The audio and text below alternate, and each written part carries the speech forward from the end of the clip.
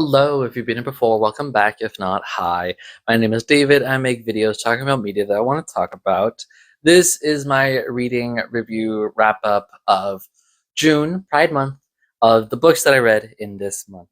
And so I know that in the summers, because of my job, because it's slow season, I get a lot of books read. And so this month, I have 12 books to cover. So let's get into it. First book I read in the month was Under the Skin by Michael Faber. This one is a 3 out of 5. It is the book that became the movie Under the Skin, starring Scarlett Johansson. Love the movie so much. The composer, Micah Levi, is amazing and makes the movie so good.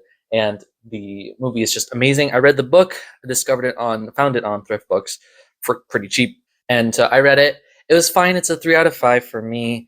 It gives a lot more explanation as to what the aliens are doing. So it's about a woman who's actually an alien who drives around the Scottish Highlands, picking up hitchhikers to kidnap and take to be harvested by aliens, right?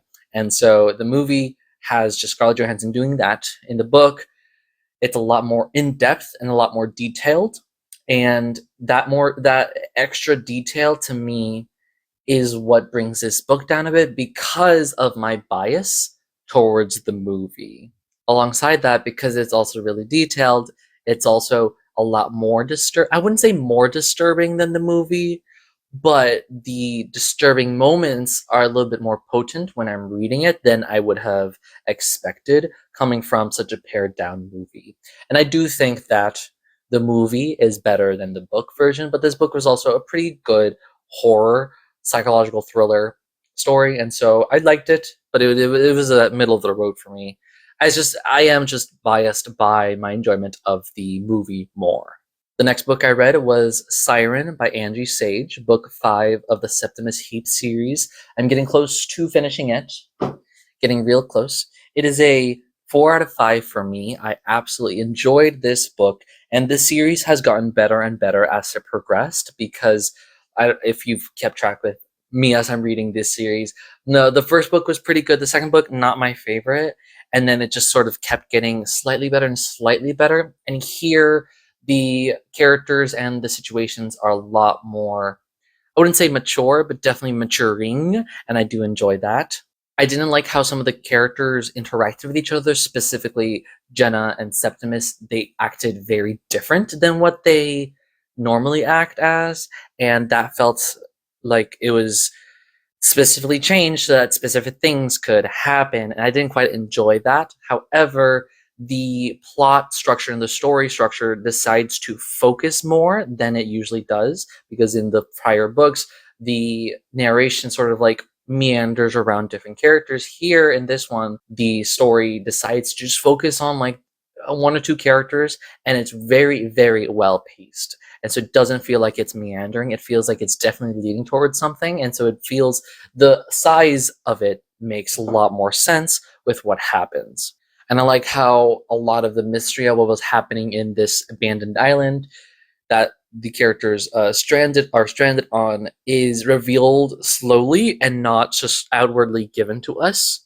But a lot of time in the past books, what is happening in the story, what needs to be accomplished, etc., is laid out very plainly, and it's just kind of boring. This one, definitely, I was not aware of what was happening. Like I said, I'm rereading this series, but it's basically like I'm reading it for the first time because I don't remember anything about it.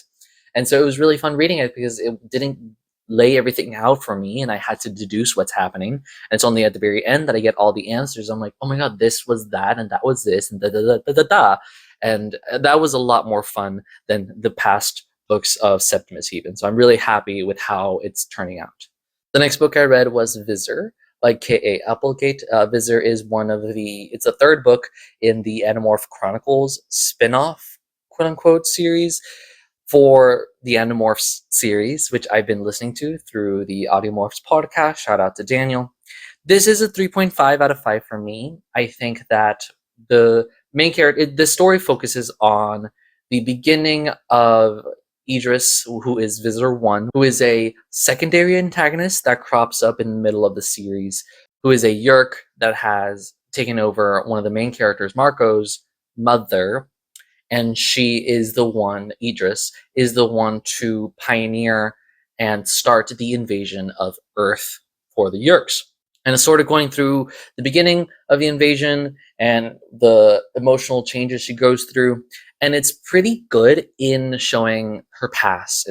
I like the moments where it's talking about her past. I like that it is framed. The framing narrative is that she is in trial in the Yeerk courtrooms, seeing if she was a traitor or not. Because Visser 3, the main antagonist of the series, is trying to get her killed. And so it's really cool because we want Idris to fail because she is a Yeerk, but also we know that her fate is tied to Marcos's mother, and we do not want her to die. And she's perfectly willing to die for the cause, but Marco won't let her. And so there's a lot of forces coming at each other that makes this situation complicated, which I very, very much enjoy. However, at the very end, the status quo doesn't change. And that felt like all of this story, all of this exposition didn't really go anywhere. And at the very end, Idris is sort of just shipped off somewhere. And I don't know when's the next time we're going to see her. And that's sad because Visser 1 is one of my favorite antagonists of Animorphs. And so it's sad to see her go. I hate her. I hate her guts. Love her though as a character. You know what I mean? And nothing changed at the very end. And I was like, okay, so what now? The next book I read was The Tainted Cup by Robert Jackson Bennett. And this is a book that has been revolving around in the booktube space, specifically because the sequel came out this year, and it's been very good. I had not heard about this book until I went to a local bookstore and saw that they're doing book clubs, and one every month, and the next book club was for this book, so I bought it, and I was like, yeah, might as well. And then waited to read it until the weekend before the book club and everything. And during that time, I saw that people were talking about this book, and I was like, what? What? Oh, it's a very popular book. I'm like, okay, great. Turns out no one came to the book club except for me, so that's fine. Still loved it. It's a 4.5 out of 5 for me. I love the setting, the world, and specifically because the story, it feels like a mixture of sci-fi and fantasy. And I feel it's more sci-fi forward in terms of the people are getting powers through genetic experiments, but they use the fantastical aspect of the Leviathans that they defend against to give them that power. And so it's a mixture of sci-fi and fantasy. I would count it as both. I would count it under the speculative genre fiction anyways. And it's about Din, who is one of these people who has been genetically altered, and one of his ability is to be able to remember everything. He's an engraver. He has more than a photographic memory, and he works as the Watson type character to the Sherlock character Ana Delabra, and they're trying to solve a handful of murders, and it's really cool. The world is very lush and beautiful, and I just absolutely adore how this book panned out. And I felt like the plot was so enticing and so tight. The one thing that I did not quite enjoy, that I still enjoyed a lot, but I felt was a weak point, was that there is a romance between Din and one of the soldiers that he encounters. And I feel like that romance was more shoehorned in than naturally integrated into the story. And I feel like that it didn't leave a sour taste in my mouth. Like, listen, come on, hello. I would love to see this kind of romance, but it just felt like a second thought, and I didn't feel like it had the time and space it needed to flesh itself out. As a writer myself, I could see parts and moments where a line or two could have been fit in to just tell the reader that Din is feeling some sort of conflicted emotions, Din is feeling like a crush, or maybe just a realization of I might be attracted to this guy, or I might be thinking about this guy a lot. I could think of moments that could have been integrated in here in the regular prose to just weave in a little bit more into the story, but there wasn't. And then the romance came, and I was like, this is great, this is really fun, this is really gay, loved it, but it felt a secondary thought, and I was like, I don't quite enjoy that aspect. Editing David here. So I was thinking about what could be added in to push further this romance between Din and Cephas. And I was thinking, Din has his exact memory. What he does is he gets these vials of smell that he smells while he's looking over a crime scene, while he's trying to remember something, trying to make sure that it is stuck in his head very well. And so he uses these smells to be able to remember that. And I was thinking there is a moment where Cephas gives Din a stick of tobacco. It's not exactly a stick of tobacco. I forget exactly what it is, but it is basically a stick of tobacco. And he smokes it a handful of times. There are moments where he mentions that he smokes and he feels comfort with it, but it's never really connected to Cephas specifically. It's implied to be connected to Cephas, but I would like it to be a lot more specific about what it means. And because he's done things with smell, I think a really interesting aspect of this magic system, quote unquote magic system, would be like he tastes the tobacco, and the taste brings a memory back into him. So he keeps thinking about Cephas, and when he chews onto tobacco or smokes the tobacco or whatever, he does something with that stick that Cephas gives him. He feels this memory of Cephas and feels safe and secure and feels more confident, more comfortable, more grounded because of this memory that comes up from the taste. And I feel like that aspect of taste, bringing in that fifth or bringing in that other sense that he uses besides like smell, sight, I guess, feeling, because obviously he has that muscle memory thing. And so I feel that could have been added to give more weight to this romance. Bennett, contact me because I can help you. But overall, amazing book, and I was really excited to read the sequel, so we'll get to that soon. The next book I read in the month was The Ministry of Time by, I'm sorry if I mispronounced it, Kaliane Bradley, I believe is how you pronounce her name. It is a story about a woman who works for the UK government as a translator, linguist, and she works for this agency that learned how to go back in time and take people in the past who should have died and bringing them towards the present. And she's there to help soothe that transition. And she ends up falling in love with the man that she's looking over, who was taken from the Franklin expedition in 1847. I just checked that. It is a 3 out of 5 for me.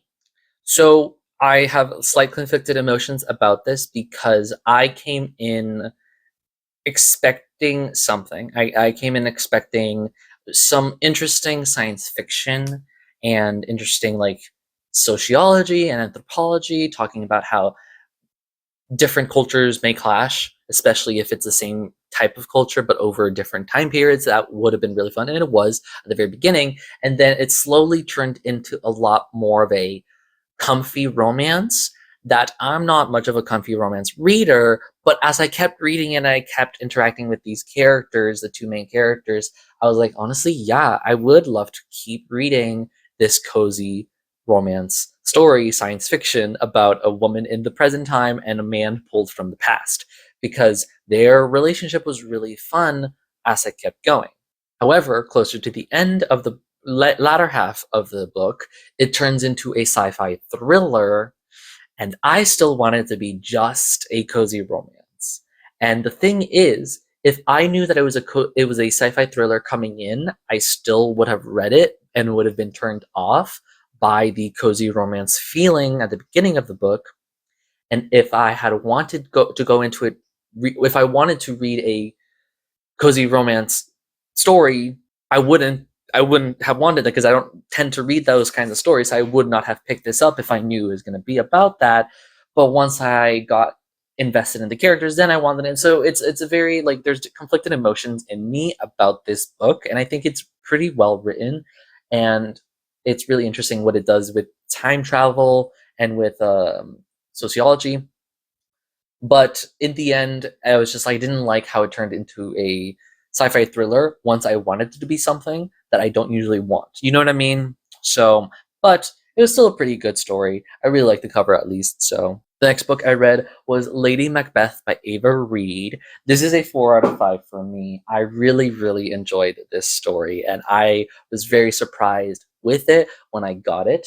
I knew that it was a retelling of the Macbeth story, Shakespeare, and Macbeth is one of my two favorite one of my two favorite Shakespeare plays, the other one being Hamlet. And I was really excited to read a different perspective of Macbeth, and it's about Lady Macbeth, who is a French. It's like that corner in French Normandy, I think it's specifically lady who is married off to a Scottish Lord Macbeth, and she is rumored to be half witch, and so she has to use her wits, knowledge, feminine guiles to survive in Scotland, and also try to use Macbeth's own witchy tools to get ahead in life. And I really enjoyed it at the very beginning. It got less enjoyment at the end the more that it deviated, but when it started to deviate from the story that I knew, I was very surprised. For example, in partway through the story, it's mentioned that Macduff, who is the person in the original story to end up killing Macbeth, it's mentioned that Macduff has been murdered already. And so it's like, okay, so if he's not, because Macduff is the no man of woman born shall harm Macbeth. He was born from a C-section, so he was not born, he was ripped out of the body of his mother. He's dead, so who's going to kill Macbeth? But there's still the prophecy from the witches that no man, woman born shall harm Macbeth. And so trying to figure out how that would play into the story was really fun, especially because I know how Macbeth should go. And so it managed to surprise me despite me knowing what's going to happen. The things that Lady Macbeth does, Lucille, that's her name, the things that she does when she has small moments of actual witchcraft occurring is still some form of ambiguity as to is she actually a witch, or is she manipulating, or is it some other like thing that is happening. It's still like sort of hedging around the, like, it's definitely supernatural, there's definitely witches, there's definitely dragons, and so I like how it kept a little bit more ambiguity, and she didn't use her powers as much as I thought she should have. And I think it's a lot better that her not using her powers withheld from us than just using it every other page. I really liked the gothic feeling of this story. I didn't quite like the love triangle that happened, but that got resolved pretty quickly. And I was really happy with it. I didn't really know what to think about it. I got this one at Ministry of the Time at Barnes & Noble's for like a sale. And I was like, I don't know anything about this book, but I like Macbeth, so might as well. And when I was talking about it on my book Twitter, I'll put my link in the description if you want. Someone said they were disappointed with Lady Macbeth, and I also heard a lot of people talking about other Ava Reid stories, and none of those Ava Reid's. I've seen like a handful of two of Ava Reid's books, but they never got into like my radar.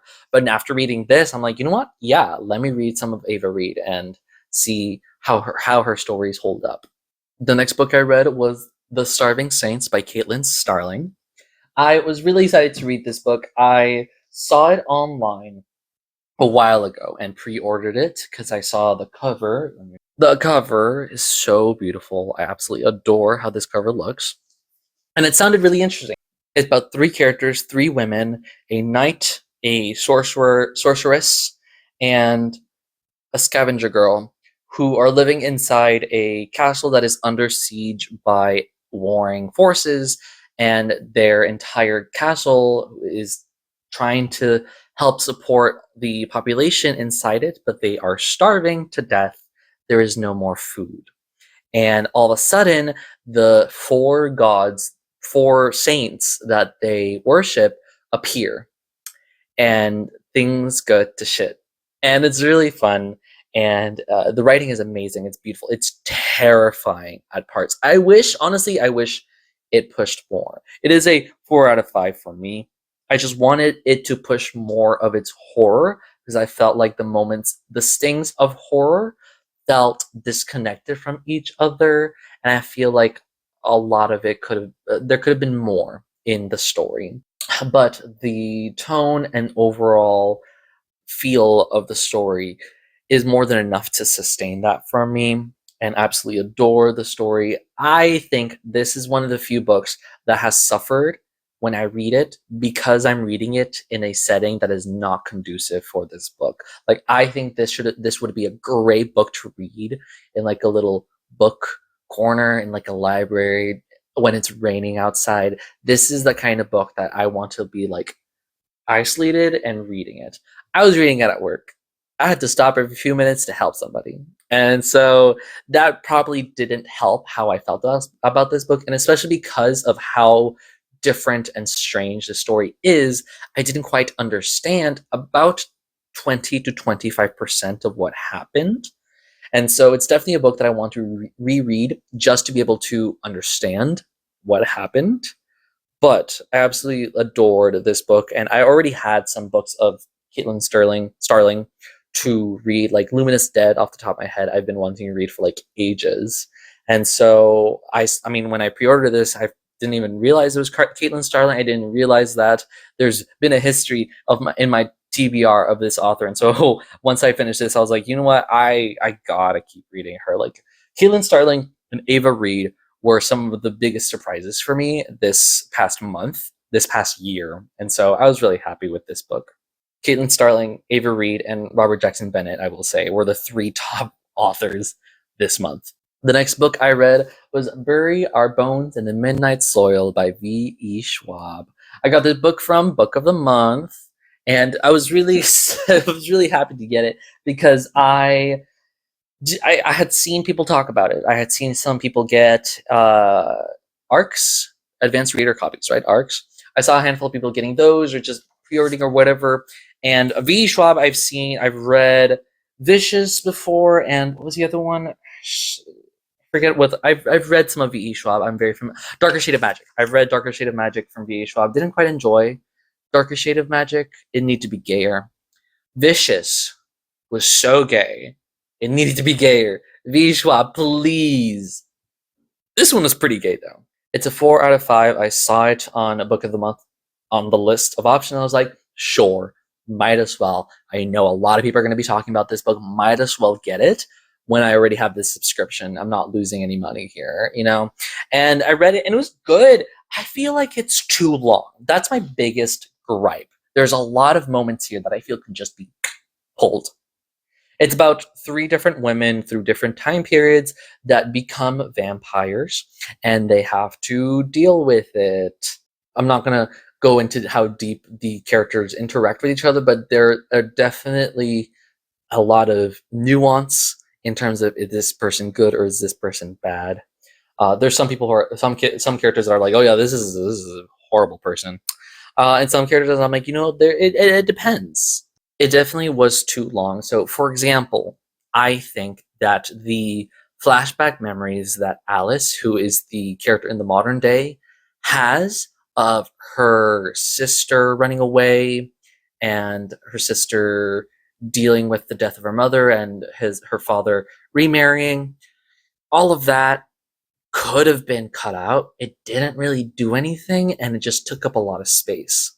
Also, another example is that when one of the characters, Charlotte, who is from the 1800s London, when she's telling her story, it stops 2 or 3 times for Alice, who's hearing the story, to react and have like her own chapter moment of like, oh my god, I don't fucking care about this. And it's like, we could have just gone the entire story full through. And we can have suspension of disbelief of like, she's telling this entire story. Maybe she's telling it in a more summarized way to Alice, but we would get the full thing. But I don't need these interludes to break it up because Charlotte's story was so good anyways.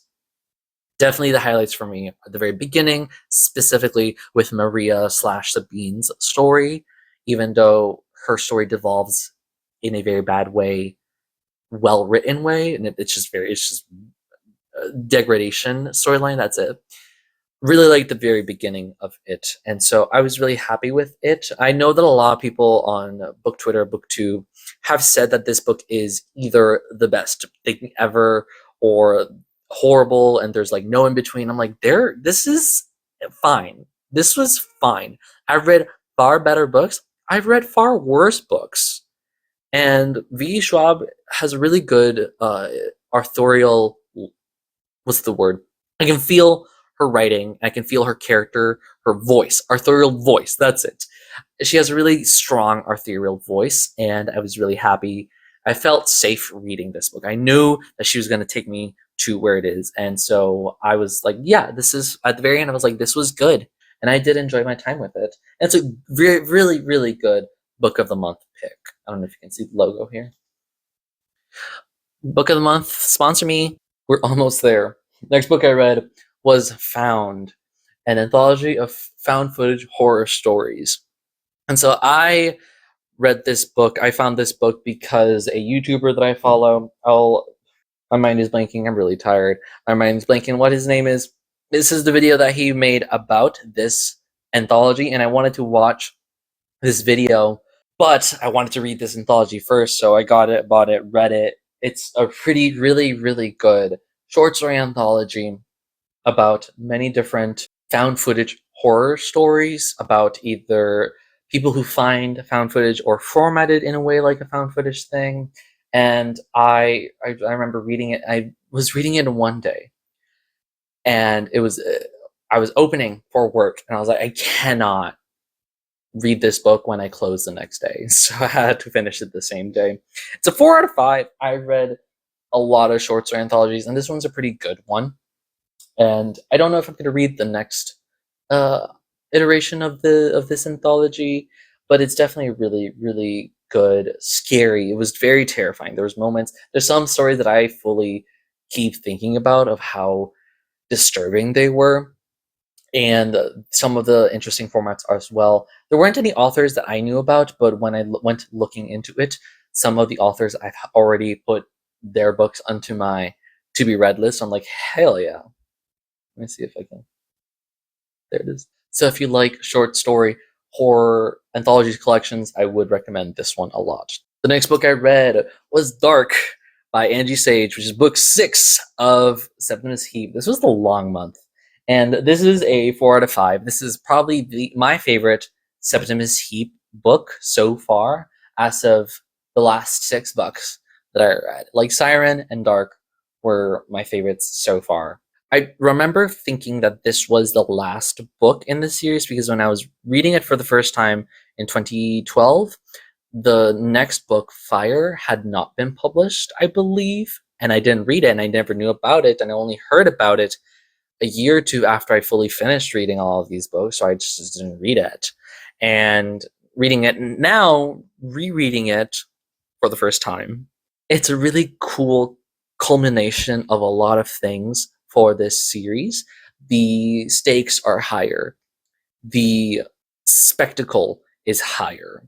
The things that Septimus and the characters do are more intense and have a lot more danger, and it definitely feels like a more mature story than the past few or the first 2-3 books. Unfortunately, the one thing that still kind of annoys me is I don't like how some of the characters have been written in their actions and reactions, specifically Jenna, because I feel like her actions are very immature.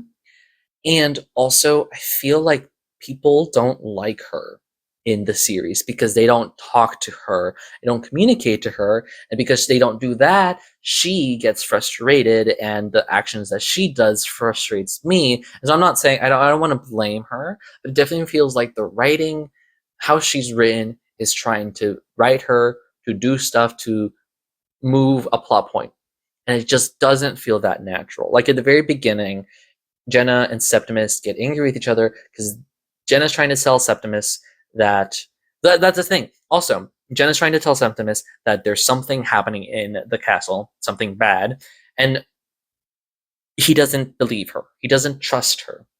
No one trusts anybody here. in any of the books, as far as I can tell, the one thing that has annoyed me the most is that whenever a character talks to another character, there has to be like this chunk of space on the page for them to be like, you're wrong. Actually, I'm not wrong because I'm this. I'm pretty sure you're wrong. Actually, no, here's proof that I'm not wrong. And I'm like, we could have cut so much space if you could be like, hey, something bad is happening here. What are you talking about? Let me check that out. Oh shit, something bad is happening here. And it's just it has happened multiple times throughout the series, and that's the one thing that has annoyed me a lot. And this book was a lot more prevalent, especially because as the story is reaching its climax, as the rising action is occurring, a lot of the bad stuff that happens is caused by these odd reactions to these characters. Like I said, Jenna telling Septimus that something bad is in her attic, and he's like, I don't believe you. You don't know what you're talking about. That ended up getting someone else hurt, and then Jenna tries to get her mother out of the castle once everything is going to shit because the castle's going to be locked down, and the mother's, oh my god, my chicken. I'm like, what? And she's like, it is not, well, before sorry, before she goes on about her chicken, before she runs off into the castle to get her chicken that gets her captured by the dark magic people, Jenna and Septimus and Marcia Overstrand, love Marcia Overstrand, go to tell the mother and father, like, hey, you need to leave. We're canceling the party because it's a birthday party. And she's like, I'm not going. No. There's nothing wrong happening. Blah, blah, blah. And they're not listening. There's no communication. And that it does not feel like a flaw in the character. It feels like a flaw in the plotting and the story. And so that was my rant about Septimus Heap. I'd have to get actual examples from each of the books to show, like, hey, this is a reoccurring problem that I do not like. But either way, Darke was one of the best, is probably the best book so far of this series, and I enjoy that it is the 6th book of the series, and it just keeps getting better and better, and I cannot wait to see how Fire is, because I fully never read Fire, so I don't know what to expect from Fire, and so I'm really excited for that.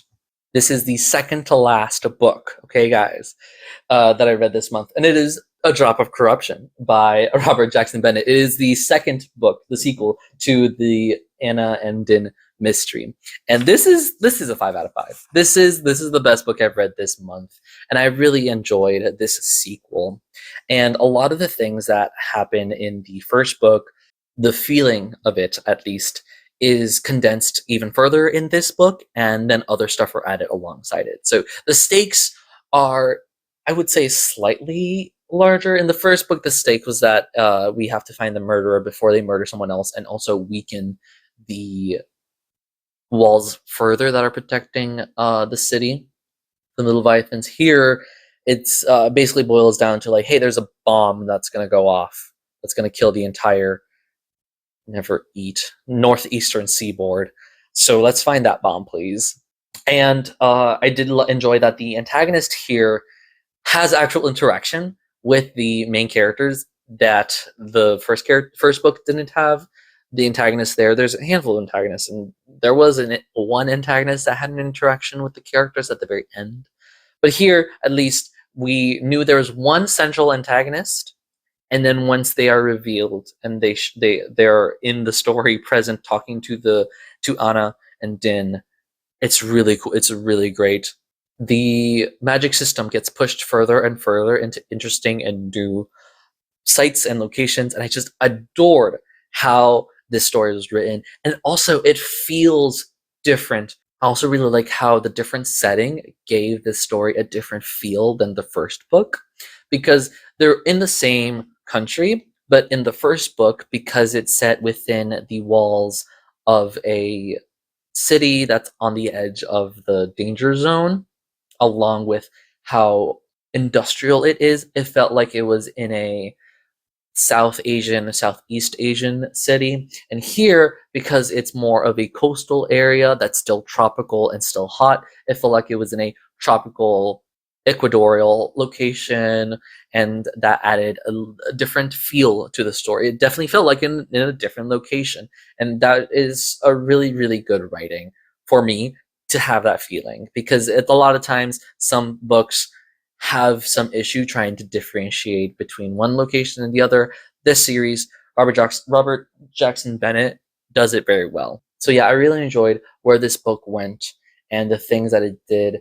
I really enjoy Din more here. He felt more tired and he felt more done with the world and life. And it was really tragic to see him have this emotion, but it really helped push his situation and his feelings. Anna is at her most amazing here, especially because when she's frustrated, when she's stumped, that's when she gets a little bit more eccentric, a little bit more unique. And I really liked it when those moments where she was like really, really frustrated, really, really stumped. And I enjoy these characters, this world so much. I'm so excited to read the third book, and I would love to just keep reading mysteries that Anna and Din get into.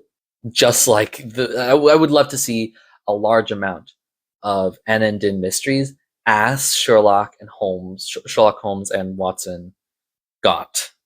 Because those are like a lot of books, right? I'd love to see that amount of books just for Anna and Din.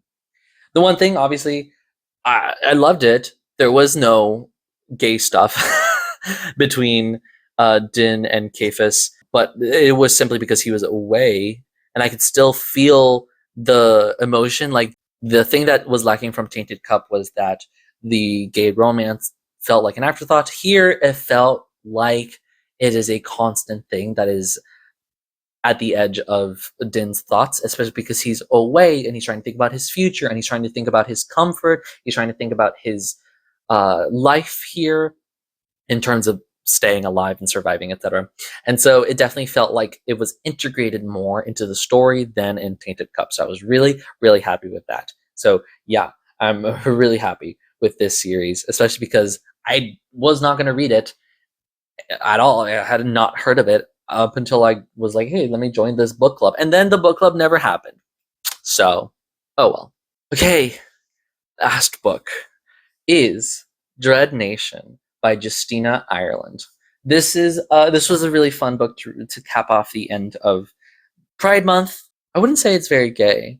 It toys on the edge of very gay. Anyways, it is a 4 out of 5. It is about a historical alternate history where in the middle of the Civil War, all of a sudden, zombies begin attacking the cities and the war and stuff like that. And so that changes how American history follows. So after slavery is abolished, the US government sets up combat schools for Black and Indigenous people to be sent there to learn how to fight the zombies, the shamblers, as they're called. And it follows Jane, who is one of these girls taken to this school. She learns how to fight zombies and is trying to learn how to be a high society woman because she would be hired to be an attendant, who is a person who watches over white higher class ladies and protects them, and also sort of like an accessory of like, hey, this is my bodyguard type deal. And it's a really cool beginning. I really liked how she's in the school, she's learning, she's dealing with rivalries and annoying teachers, and I'm not much for like a magical school type of story guy. And I knew that I was going to go somewhere, and then a mystery crops up, and they're investigating the mystery that's outside of the school like that. And then the story shifts to her and the other characters, Catherine and Jackson, who are other characters she's interacting with, get shipped off to a western location, to Summerland, and that sort of changes how the story felt to me, and I didn't quite enjoy that because I really liked the eastern location. I think it was like Maryland that they were part of, and the society that were there, the people in the school were really interesting, and I was really excited to keep reading that. And all of a sudden, they're captured and taken to this other location where they have to defend this western colony from the Shamblers. I didn't quite like that direction. I wanted more, but as I kept reading, the side characters in this location were a lot more interesting than the side characters in the school. And then I was on board. And then the ending of it is not a, what's it called, cliffhanger, but it's definitely like, there's definitely more. I think this is a duology. I haven't seen anything about a third book. I saw the second book, and then I saw like a collection of short stories that's it. I would love to read the next book. I wanted to read this book like a while ago, and I bought it on sale at thrift books because I had a free point, and I was like, yeah, might as well get this book. It's a zombie. I am not a zombie person. I don't like zombie movies. I don't like zombie books. And I knew that coming in that this was a zombie story. And yes, when I was reading it, when I was closing at night, it was a little spooky. But the horror that I dislike of zombies was overshadowed by the characters and their story and the mystery and their situation. So I was fine with that. And so I do want to read the second book, even though it's still a zombie story. I don't like zombie stories. This one's a really good one for me, though. Anyways, yes, that is all 12 books that I read this month. It's a really good month for me for reading. I cannot wait to see what is in July. I have some books ready that I'm like really excited to read, some books that I'm wanting to reread that I'm really excited about. And yeah, thank you guys so much for watching. Don't forget to like, comment, and subscribe. Let me know if you read any of these books as well, all 12 books as well. Please let me know about that. Don't forget to be passionate, and I'll see you later.